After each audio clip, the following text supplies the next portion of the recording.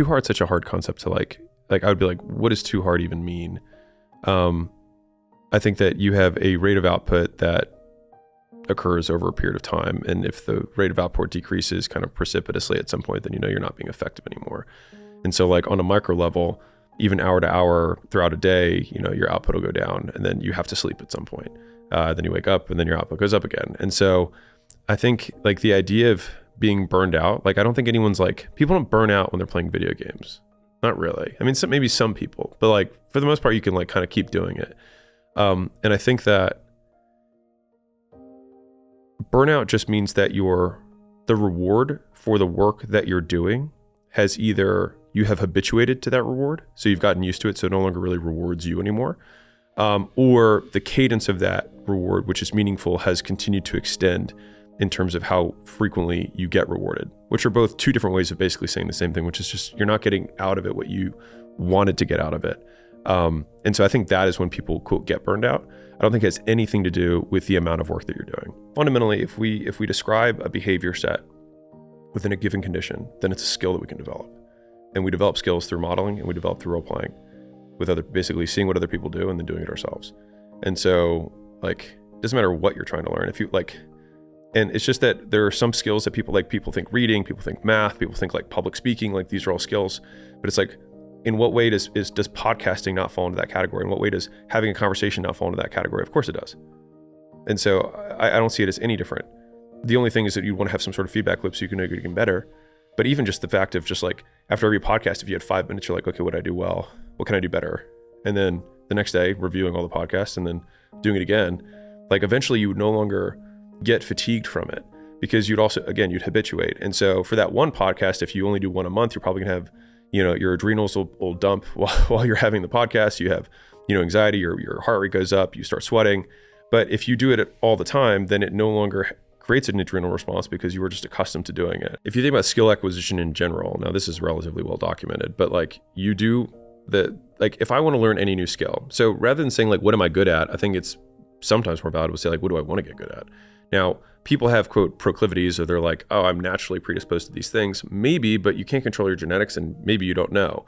And maybe it was just a nurture thing that earlier on, it's like you have a volume of activity that you're doing. So if I want to learn how to, you know, play the trumpet, it'd be like, I'm going to play the trumpet for an hour, and then I'm going to look at other people who play the trumpet and compare what my notes sound like to compare what their notes sound like. And the fastest way to do that is to have an expert tutor. Like I'm a huge fan of tutoring. It is the fastest way to learn.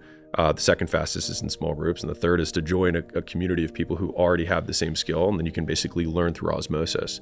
And when I say learn through osmosis, it's just learn through observation of the small skills and skills that they do on a regular basis that increase the likelihood they get what they want. If you want to learn something, whatever it is, the fastest thing to do is go into a community of people who already know how to do that thing well. It's the bar none fastest thing. You'll get many different feedback loops from many different sources. You'll be able to tease out what are the few truths rather than the mysticism that's kind of associated with the whole space, because every space has mysticism around it and magic, but there's usually a few core truths that are always true amongst all people. I deal with obviously a lot of employees, founders, etc., like throughout my days, and one of the frames that comes up a lot is so-and-so isn't, you know, doing what I want them to do, or I have to have this hard conversation with somebody. Most times people will try to have the conversation to make themselves feel better. But if we flip the question to what would I like to have happen, number one, and then number two, what increases the likelihood that occurs, you do a very different set of behaviors. So I'll give you an example. I had a friend of mine who's a pretty big influencer creator, whatever you want to call it. You would know they are.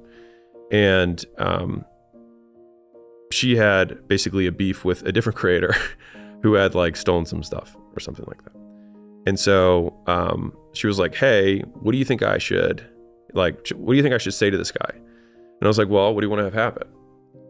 And she like thought for a second and she didn't really have a clear answer. I was like, well, if I were you, I would want to decrease the likelihood this occurs in the future. Does that sound like a fair outcome?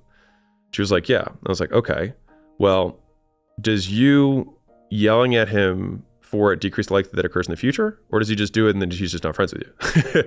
And she was like, huh. And what happens is oftentimes like you go through enough of those loops and you're like, maybe I just don't really gain anything from saying anything. I'm like, yeah, probably. And so many times, like when you run through all the scenarios, most of the times we just want to do something because we want to feel better. But it actually doesn't increase the likelihood that we want to have happens. Most times you'll just increase the likelihood for retaliation. And so me yelling at someone just increases the likelihood that they yell back at me or that they try to do something to counter control me. And so it's like, well, I would rather just like not play. This game has prizes and I don't want any of them. There's marketing and then there's personal branding and there's an intersection between those things. And so if I only wanted to advertise for the business, then I think that I would be just fine making only content about business. I also have a personal brand and I want the personal brand to be as accurate a reflection of me as humanly possible. And so my measure for that is like my mental image is like glass, which is that like if there's a glass wall and I'm on the other side and there's a room and there's all this stuff inside, but inside the glass wall is dark. I think about the content as like a flashlight that just focuses on one area of my life. And I want the flashlight basically over time to illuminate the whole room so that if someone were to walk in, they would see everything and they wouldn't be surprised. They'd be like, this is accurate. This is exactly what I expected. And to me, that's what, personal branding done right is that when someone meets me in person, I'm exactly as they expected. Defining language has made the world make sense.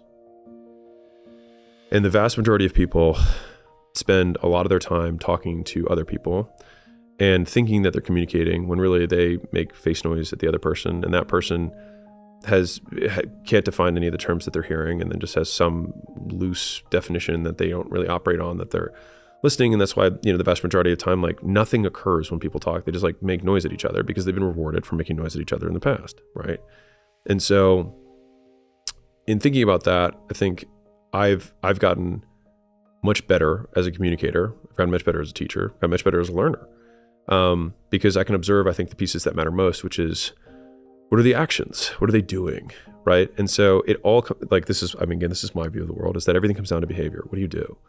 And it's observing all the tiny nuances and all the tiny details that are all important, because if there's many variables, and this is a B.F. Skinner quote, but if many variables exist, many variables must be studied. And so that's basically the viewpoint. And, people will say like, hey, I want to be more honest, or I want to be more courageous. And it's like, well, what does that mean? And they're like, I don't know. I'm like, right, well then how can you get there? How can you become that if you don't know how to do that? And then it gets very real, because you're like, how do you do that? And then that's where basically the field of study begins. What does it mean to be courageous? What does it mean to be authentic?